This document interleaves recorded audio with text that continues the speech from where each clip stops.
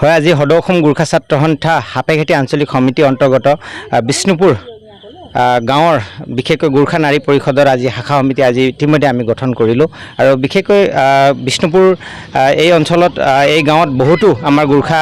জনসাধাৰণে বহু বছৰৰ পৰা বসবাস কৰি আহিছে আৰু ইয়াত বিশেষকৈ বিষ্ণুপুৰ গোৰ্খা মহিলাসকল বা আমাৰ যিসকল পুৰুষসকল আছে তেখেতলোকে বিভিন্ন সময়ত গোৰ্খা ছাত্ৰ সন্থাক প্ৰত্যেকটো ক্ষেত্ৰতেই তেখেতলোকে আমাক সহযোগিতা আগবঢ়াই আহিছে কিন্তু দুখৰ বিষয় ইয়াত এতিয়ালৈকে আমি কোনো ধৰণৰ শাখা সমিতি গঠন কৰিব পৰা নাছিলোঁ কিন্তু আজি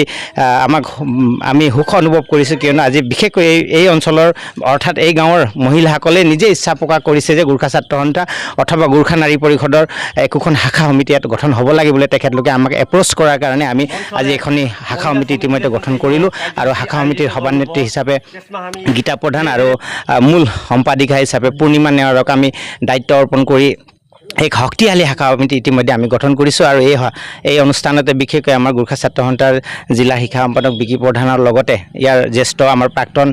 ছাত্ৰ নেতা আমাৰ শিক্ষাগুৰু ভক্ত প্ৰধান ছাৰো আমাৰ মাজত উপস্থিত আছিল আৰু বিশেষকৈ সাপেঘাটী আঞ্চলিক সভাপতি সম্পাদক প্ৰমুখে আমাৰ জিলাৰ সাংগঠনিক সম্পাদক প্ৰেম ঠাকুৰ প্ৰমুখে বহুকেইজন আমাৰ জ্যেষ্ঠজন বহুতো ৰাইজৰ উপস্থিতিত আজি এই সভা ইতিমধ্যে অনুষ্ঠিত হৈ গৈছে আৰু আশা কৰিছোঁ আমি জিলা সমিতিৰ লগতে আমাৰ আঞ্চলিক সমিতিৰ এই গাঁৱৰ শাখা সমিতিয়ে অনাগত দিনত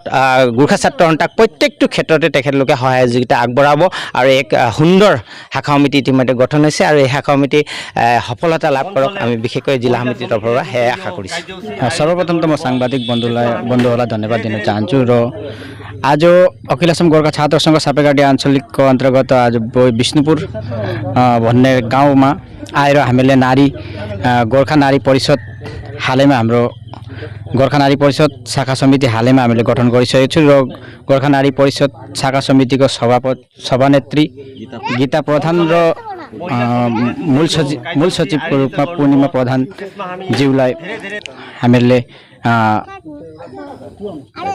दायित्व अर्पण गरेको छु र आगामी दिनहरूमा सापेघाटी अञ्चलको तथा विष्णुपुर शाखा समितिको भविष्यको कामना गर्दै आगामी दिनहरूमा आफ्नो जातीय हितको लागि काम गरेर जान्छ भनेर र सापेघाटी आञ्चलिक समितिलाई सम्पूर्ण सहाय सहयोगिता बढाउँछ भन्ने हामी सम्पूर्ण आशा र भरोसा राख्दछौँ। गठन अरूतिर सबैतिर भइसक्यो अरे हामीहरूको यो मात्रै पिस परिरहेको थियो र हामीलाई पनि यो नारी परिषद गठन गर्ने बहुत प्रयोजनै रहेछ भनेर हामीले जानेर यो कमिटी गठन गर्नुलाई आज हामी आगबाड्यौँ। हामीलाई राम्रो लाग्यो, हामीलाई सबैले आएर दिहा परामर्श दिनुभयो। अरू भविष्यमा हाम्रो यो कमिटी गठनले हामी जति छौँ नारीहरूले हाम्रो गोर्खालाई आगबढाएर लानलाई हामी कोसिस गर्छौँ।